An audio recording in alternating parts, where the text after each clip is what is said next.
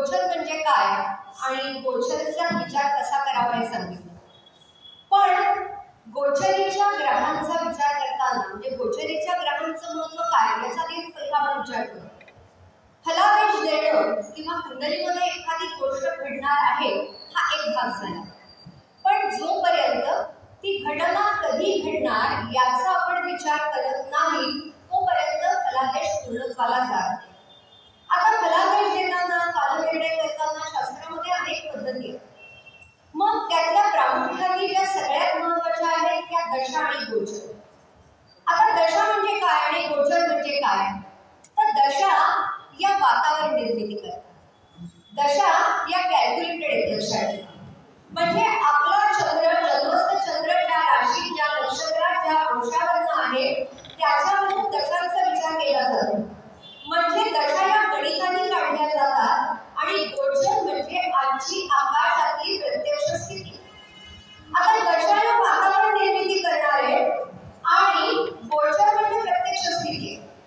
बघा की आता पावसाळा आहे म्हणजे जून जुलै ऑगस्ट सप्टेंबर हे 4 महिने पावसाचे आहेत हे माहिती आहे, दशाने सांगितलं. पण प्रत्येक दिवशी किती पाऊस पडणार हे गोचर सांगणार.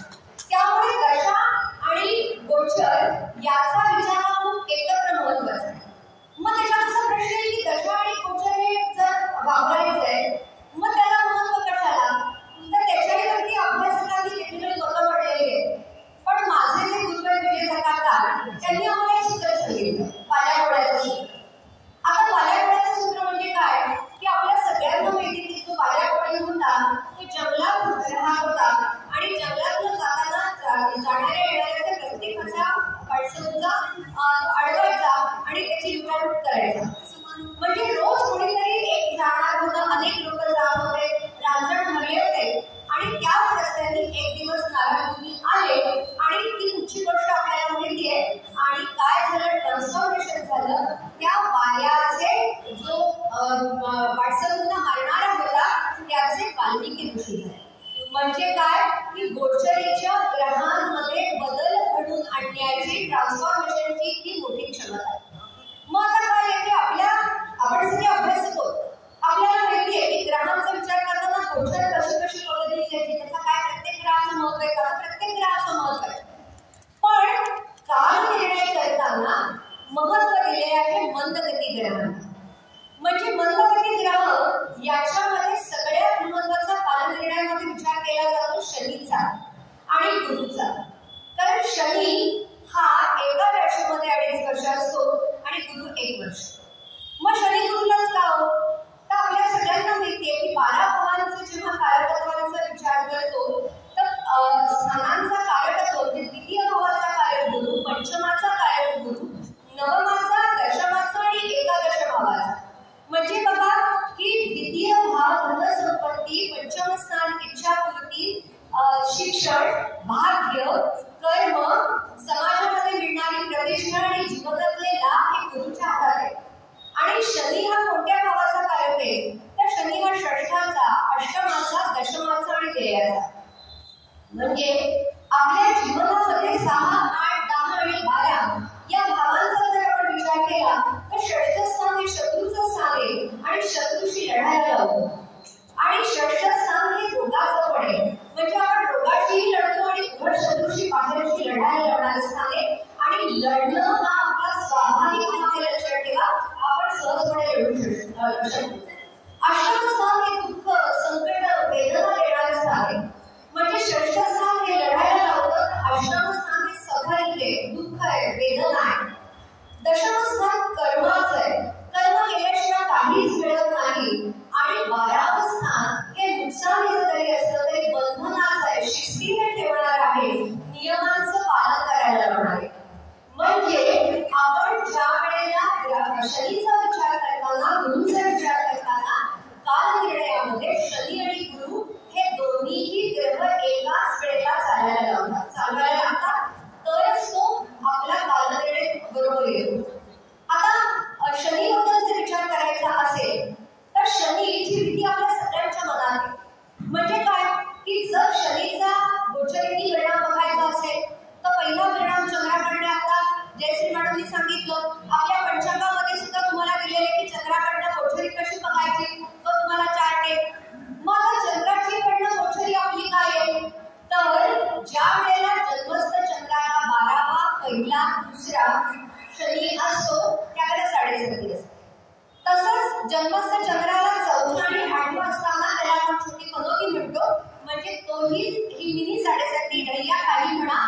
ही एक कालावधी आहे. आता या वेळेला जेव्हा आपण विचार करतोय तर आपल्या शनीचा म्हणजे आपल्या चंद्रावरून जे जाणारं शनीचं भ्रमण आहे ते चंद्राचा विचार करताना 12वा, पहिला, दुसरा हा 7.5चा भाग आणि तसंच विचार करताना 4था आणि 8वा हा जो शनी आहे 4था आणि 8वा शनी ही छोटी पदवी हा एक भाग. आता चंद्राकडनं जेव्हा गोचरी आपण बघणार आहोत तर चंद्राकडनं शनी 7.5 म्हणजे आता काय होते बघा. आता म्हणजे मेष राशीला 7.5 सुरुवात झाली. म्हणजे मेष राशीला 7.5 सुरुवात झाली किंवा आज मीन राशीमध्ये शनी आहे किंवा कुंभ राशीला 7.5 शेवटचा आहे. हा जो परिणाम आहे हा मनाशी रिलेटेड. आता चंद्राकडनं गोचरी बघायची मगाशी बेलसर मॅडमने त्याच्याबद्दल सांगितलं. पण जर त्याचं सोप्या शब्दामध्ये सांगायचं असेल की चंद्राकडनं गोचरी बघण्याचा काय अर्थ आहे तर चंद्र हे मन आहे. मनाला वेगवेगळ्या प्रकारच्या भावना आहेत, जाणीवा आहेत, संवेदना आहेत. आता काय होत आहे की उन्हाळ्याचे दिवस आहेत. आपल्याला सगळ्यांना माहिती की बाहेर टेम्परेचर आहे. मी एसी मध्ये बसले, माझ्या डोक्यावरती पंखा आहे, बाहेर टेम्परेचर आहे, पण मी तर सतत म्हणते काय बाहेर उन्हाळा आहे, काय बाहेर उन्हाळा आहे. मला तो प्रत्यक्ष त्याची झड बसत नाहीये, पण त्या उन्हाचा त्रास माझ्या मनाला होतोय. मी आले आणि बाहेर पाऊस पडतोय आणि सारखं म्हणते की किती पाऊस आहे, किती पाऊस आहे. म्हणजेच काय की या गोचरीच्या ग्रहांचा परिणाम हा मनावरती होतो. म्हणजे आपण मनाच्या लेवलवरती जेव्हा विचार करतो तर तो मानसिक पातळीवरती. आता गोचर ग्रहांचा विचार तर 3 स्तरावरती करायला पाहिजे. एक चंद्राकडनं हा मानसिक विकासासाठी आपण प्रत्येक जण 3 स्तरावरती जगत असतो. 3 प्लॅटवरती आपण जगत असतो. पहिला स्तर आहे मानसिक, दुसरा स्तर आहे शारीरिक आणि तिसरा स्तर आहे की जो आहिक आणि भौतिक. म्हणजे काय तर चंद्र गोचरी ही चंद्राकडनं बघायची, गोचरी ही लग्न कुंडलीकडनंही बघायचे आणि गोचरी ही रवीकडनं सुद्धा बघितली जाते. कारण रवी हा आत्मा आणि अस्तित्वाचा कारक आहे, लक्षात ठेवा. म्हणजे माझ्या महत्वाकांक्षा पूर्ण होणं, माझी स्वप्नपूर्ती आहे, माझ्या अस्तित्वाचा प्रश्न आहे, माझा आत्मा कशा पद्धतीने मला आपल्याला असणाऱ्या गोष्टी काय मिळणार आहे ते रवीकडनं मिळणारे आरोग्य आणि आपल्या जीवनात घडणाऱ्या प्रत्यक्ष गोष्टी या गोचरीचे ग्रह तुम्ही जेव्हा लग्नावरती मांडता त्यावेळेला कळतं. म्हणजे काय की समजा ग्रहांचे परिणाम बघताना फक्त चंद्राकडनं मला अनुकूलता प्रतिकूलता नाही. समजा चंद्राकडनं शनीची प्रतिकूलता आहे आणि गोचरीचा ग्रह काय परिणाम करणार आहे हा जर विचार आपण केला तर चंद्राकडनं प्रतिकूलता असेल तर घटना प्रत्यक्ष काहीतरी एक घडेल, पण त्या घटनेचा जो प्रतिसाद आहे तो माझ्या मनावरती. म्हणजे कित्येक वेळा माझ्या मनाप्रमाणे एखादी गोष्ट घडत असते. म्हणजे मुलगा 10वीच्या परीक्षेत आहे, त्याला मार्क मिळालेले आहेत 85% मार्क आहेत, 87% मार्क आहेत आणि त्याला चंद्राकडनं जर आज अनुकूलता नसेल तर तो म्हणेल की काय आहे, तो असं म्हणेल की मला 85% मिळाले, मला 90% हवे. म्हणजे तो परिणाम हा मनाच्या स्थितीवरती. म्हणजे आज बेलसेरे मॅडमचा चंद्राला 8वा आहे, त्यांची मनाची सल आहे. आज 100व्या अधिवेशनामध्ये त्यांना मिळालंय, हे एवढं मोठं भाग्य आहे, ते त्यांनी नाही बघितलं. त्या वेळी माझ्या मनाला दुःख आहे. म्हणजे हे मनाचं दुःख म्हणजे घटनेचा परिणाम हा वेगळा झाला, प्रत्यक्ष परिणाम काय आहे, पण त्याचा मिळणारा आनंद असेल, दुःख असेल, समाधान असेल किंवा त्याच्या जाणवणाऱ्या संवेदना या मनाशी रिलेटेड. मग आता गोचरीय शनीचा आपण कालनिर्णयामध्ये किंवा घटनेच्या दृष्टिकोनातून कसा विचार करतो तर अगदी सोपे लक्षात ठेवा. म्हणजे काय की आपण चंद्राकडनं गोचरी बघताना आपण म्हणतो की चंद्राला माझा 12वा, चंद्रावरून जाणारा शनी आणि दुसरा हा 7.5 झाला आणि 4था आणि 8वा. म्हणजे आपण काय बघितलं की एक फॉर्म्युला लक्षात ठेवा, 12, 1, 2, 4, 8 या संख्या लक्षात ठेवा. 12, 1, 2, 4, 8. माझ्या चंद्राला 12वा, पहिला, दुसरा, 4था आणि 8वा शनी म्हणजे आता मला शनीची प्रतिकूलता आहे. यातली तीव्रता जर बघायची असेल तर 8वी आणि 12वी ही तीव्रता जाणवणार आहे. कारण 8वं स्थान हे सबरिंग आहे, 8वं स्थान दुःख आहे आणि 12वं स्थान हे मनाविरुद्ध वागायला लावणार आहे. 12वं स्थान बंधन युगाचे, 12वं स्थान नियमांचं पालन आहे आणि नियमांचं पालन करताना बंधन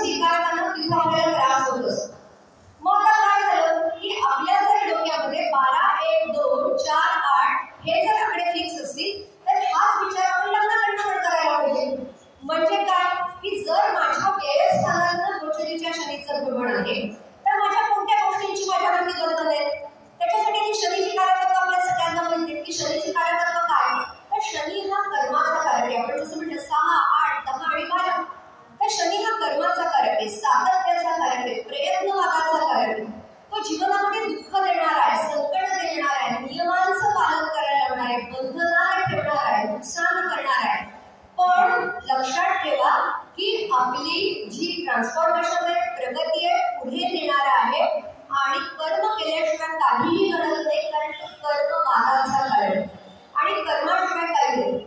म्हणजे गुरुचं महत्व आहे, गुरुचं महत्व तर पाणी बोलणार आहे, पण गुरु आणि शनी जेव्हा आपण म्हणतो तर कालनिर्णयामध्ये काय की जर असं कोणाला विचारलं की भाग्य महत्वाचं का प्रयत्न महत्वाचा, भाग्य महत्वाचं का कर्म महत्वाचं, तर दोन्ही गोष्टी इतकही महत्वाच्या आहेत. कारण दशमाच्या मागच्या स्थानामध्ये भाग्य आणि भाग्याच्या पुढच्या स्थानामध्ये कर्म आहे. म्हणजे भाग्य आणि कर्म ह्या दोन्ही गोष्टी हातात घेऊन चालतात. मग आता लग्नाकडनं जेव्हा शनीचा आपण गोचरेचा परिणाम बघणार आहोत तर हा परिणाम आपण कसा बघतो, तर तुम्ही माझ्या 12व्या स्थानात शनी जातोय म्हणजे मला बंधनं स्वीकारायची आहेत. जर मी बंधनं नियम ही माझी मी स्वीकारली तर मला त्रास होणार नाही. लग्न स्थानात शनी जाणार आहे, तर लग्न स्थानात जेव्हा शनी जातो तेव्हा मला बंधनं कुठे घालून घ्यायची, माझ्या स्वतःवरती.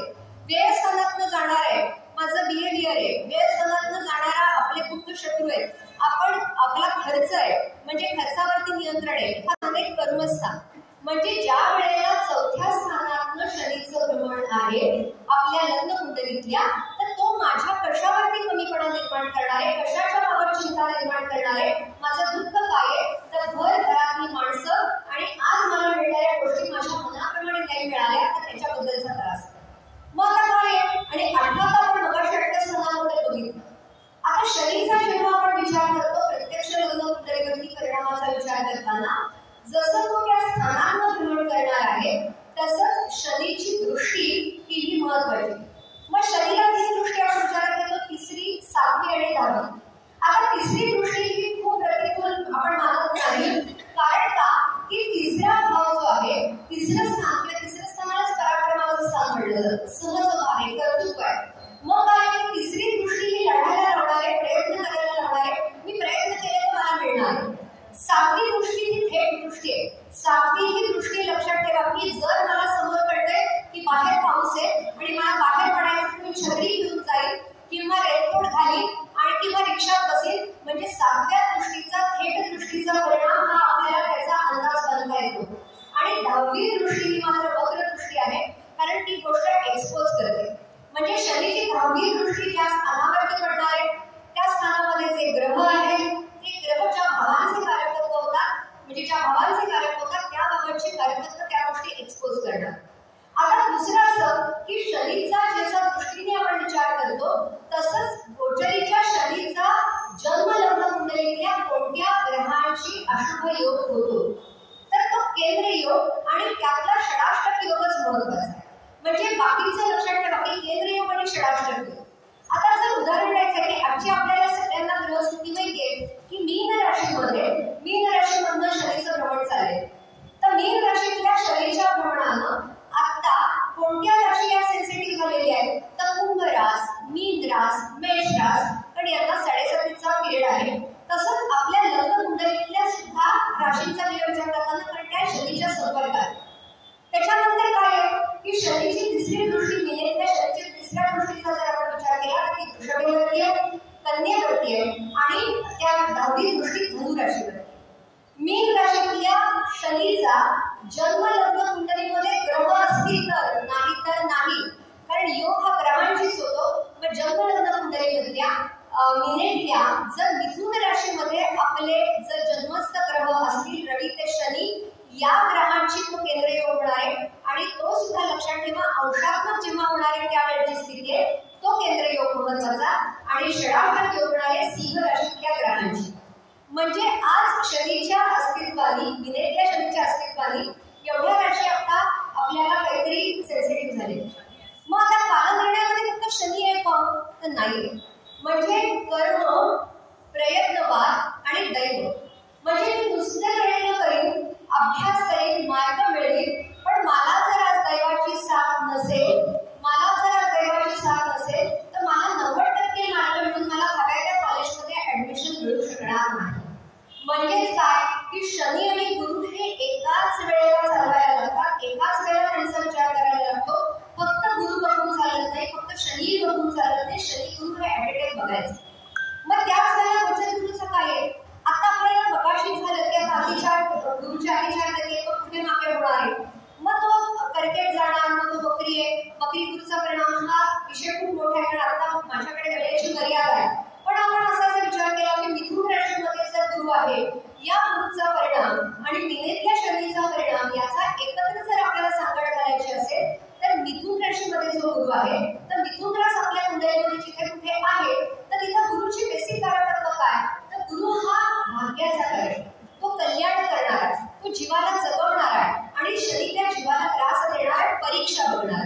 म्हणजेच काय की एकाचं काम आहे परीक्षा बघणं आणि एकाचं काम कल्याण करणं, एवढं लक्षात ठेवा. मग मिथुनातला गुरु म्हणजे मिथुन रास आपल्या कुंडलीमध्ये जिथे आहे त्या भाव कारकत्वांचं तो भलं करणं. मिथुनातल्या गुरुची 5वी दृष्टी आली कुंभ राशीवरती, 7वी दृष्टी आली धनु राशीवरती आणि 9वी दृष्टी आली कुंभ राशीवरती. तसंच मिथुन राशीतल्या गुरुचा एक राशांतर योग होणार आहे कर्क राशीतल्या ग्रहांशी.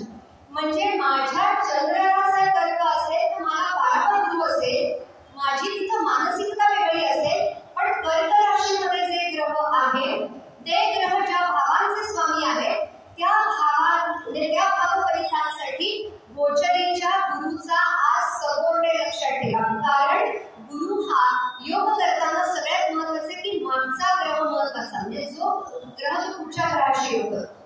मग तिथं काय की मिथुनेतल्या गुरुचा एक राशांतर योग होणार आहे कर्केतल्या ग्रहांशी, मिथुनेतल्या गुरुचा लाभ योग होणार आहे सिंहेतल्या ग्रहांशी आणि इकडे मागे मेषेशी.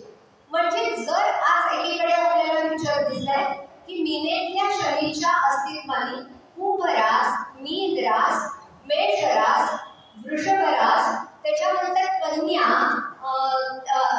रास, धनु रास, सिंह रास या राशी आढळलेली असतील तर गुरुच्या सपोर्टनी आज या राशी आता रिलीज झाल्या. म्हणजे काय की शनी सांगतोय कर्मफळ आणि गुरु सांगतोय गुरु सपोर्ट देणार आहे. म्हणजे जिथं शनीचा अवरोध आहे आणि जिथं गुरुचा सपोर्ट आहे तिथं आपल्याला असं म्हणता येतं की कर्म करा आणि मग तुम्हाला फलित मिळणारे संस्पडे मिळणार.